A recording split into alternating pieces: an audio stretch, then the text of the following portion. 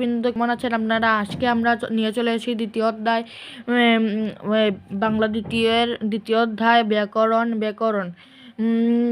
ব্যাকরণ ভাষার বিজ্ঞানসম্মত বিশ্লেষণ শাস্ত্র। ব্যাকরণ ভাষার কি সম্মত বিশ্লেষণ শাস্ত্র, বিজ্ঞানসম্মত সম্মত। ভাষা বিভিন্ন উপাদানে গঠিত হয় এবং বিভিন্ন রীতিতে ব্যবহৃত হয়। গঠন ও ব্যবহারের ক্ষেত্রে প্রতিটি ভাষারই নিজস্ব কিছু নিয়মশৃঙ্খলা আছে। এই নিয়মশৃঙ্খলা সম্পর্কে যথাযথ জ্ঞান লাভ করতে হলে আমাদের ভাষার বিভিন্ন উপাদান এবং তাদের পারস্পরিক সম্পর্ক যোগাযোগ প্রণালীর স্বরূপ বিশ্লেষণ করা প্রয়োজন। ভাষার স্বরূপ বিশ্লেষণেই ব্যাকরণ নামে অভিহিত। ব্যাকরণ শব্দটি বিশ্লেষণ করলে আমরা পাই বিশেষ প্লাস সম্যক প্লাস ক্রি প্লাস অন সমান ব্যাকরণ। এ বিশিষ্ট অর্থ থেকে আমরা বুঝতে পারি যে ব্যাকরণ হচ্ছে শব্দ ব্যুৎপাদক ও ভাষা নিয়ামক শাস্ত্র।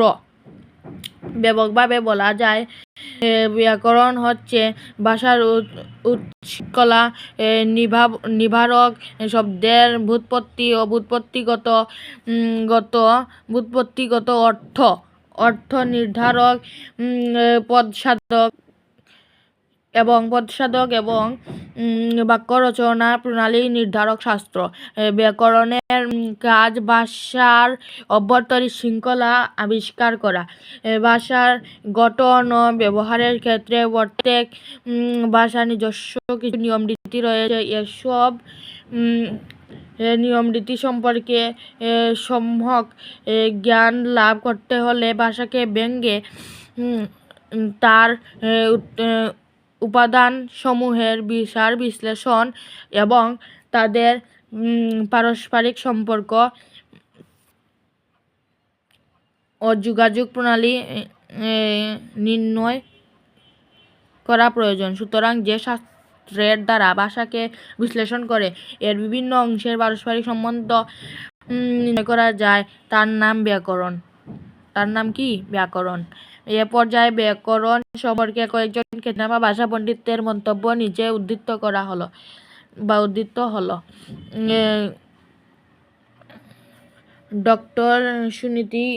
ডক্টর সুনীতি কুমার চট্টোপাধ্যায়ের মতে যে বিদ্যার কোনো ভাষাকে বিশ্লেষণ করিয়া তাহার স্বরূপ আলোচিত হয় এবং সেই ভাষার গঠনে ও লিখনে তাহাতে কথোপকথন শুদ্ধ রূপে তাহার প্রয়োগ করা যায়,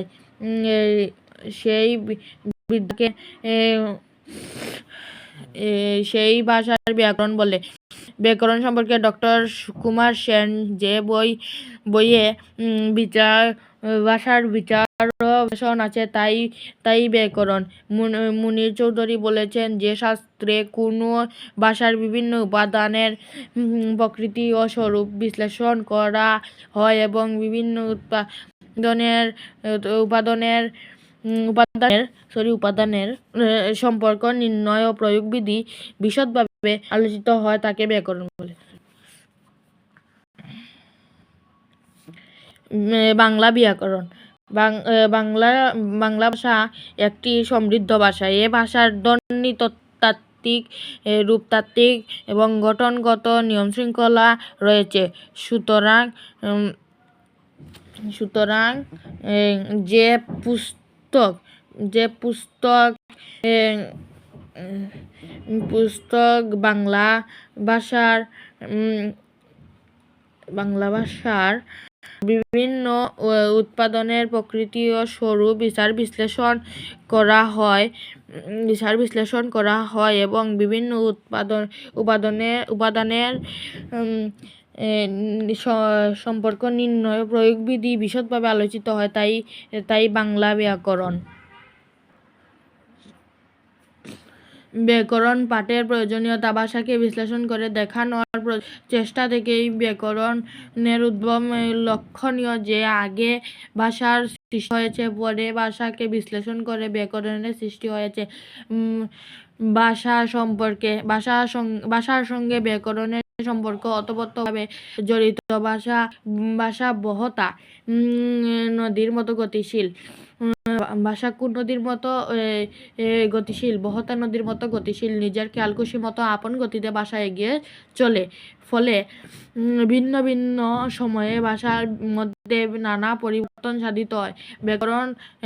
ব্যাকরণের কাজ হচ্ছে ভাষার গতিবিধি লক্ষ্য করা এবং ভাষাকে বিশ্লেষণ করা। ভাষার মৌলিক উপাদান, ধ্বনি, শব্দ, বাক্য এগুলোর অভ্যন্তরীণ শৃঙ্খলা আবিষ্কারের জন্য ব্যাকরণের সৃষ্টি। ব্যাকরণকে ভাষার সংবিধান বলা হয়। ব্যাকরণকে ভাষার কি বলা হয়? অভিভাবক, সংবিধান, উপাদান, গাইড, কি বলা হয়? সংবিধান বলা হয়। ব্যাকরণ ভাষাকে নিয়ন্ত্রণ করে না, তবু ব্যাকরণ পাঠের প্রয়োজনীয়তা অস্বীকার করা যায় না। ব্যাকরণ পাঠ এর জন্য প্রয়োজন যে ব্যাকরণ ভাষাকে বিশ্লেষণ করে তার স্বরূপ ও বৈশিষ্ট্য নিরূপণ করে। ব্যাকরণ পাঠ করে ভাষার বিভিন্ন উপাদান, গঠন, প্রকৃতি এবং সেসবের সুষ্ঠু ব্যবহারবিধি সম্পর্কে জানা যায়। ব্যাকরণ পাঠ করে লেখা ও কথায় ভাষা প্রয়োগের শুদ্ধতা রক্ষা করা যায়। ব্যাকরণ পাঠে ভাষার সৌন্দর্য অনুধাবন ক্ষমতা বৃদ্ধি পায়। ব্যাকরণ সাহিত্যের রস আস্বাদনে সহায়ক ভূমিকা পালন করে। ব্যাকরণ পাঠের মাধ্যমে ছন্দ, অলঙ্কার বিষয়ে জ্ঞান লাভ করা যায়। ভাষার পরিবর্তন, নিয়ম শৃঙ্খলার বর্ণনা ও বিশ্লেষণ ব্যাকরণ পাঠে অবহিত হওয়া যায়। সুতরাং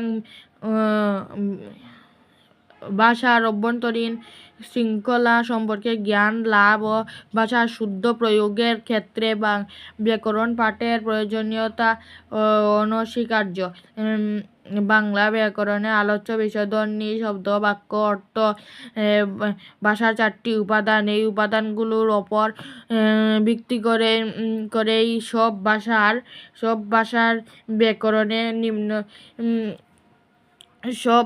ব্যাকরণে নিম্নলিখিত 4টি বিষয় আলোচনা করা হয়। বাংলা ব্যাকরণে এর ব্যতিক্রম নেই। ধ্বনিতত্ত্ব, শব্দতত্ত্ব বা রূপতত্ত্ব, বাক্যতত্ত্ব বা পদক্রম, অর্থতত্ত্ব। ধন্যবাদ সবাইকে আমার ক্লাসটি উপভোগ করার জন্য।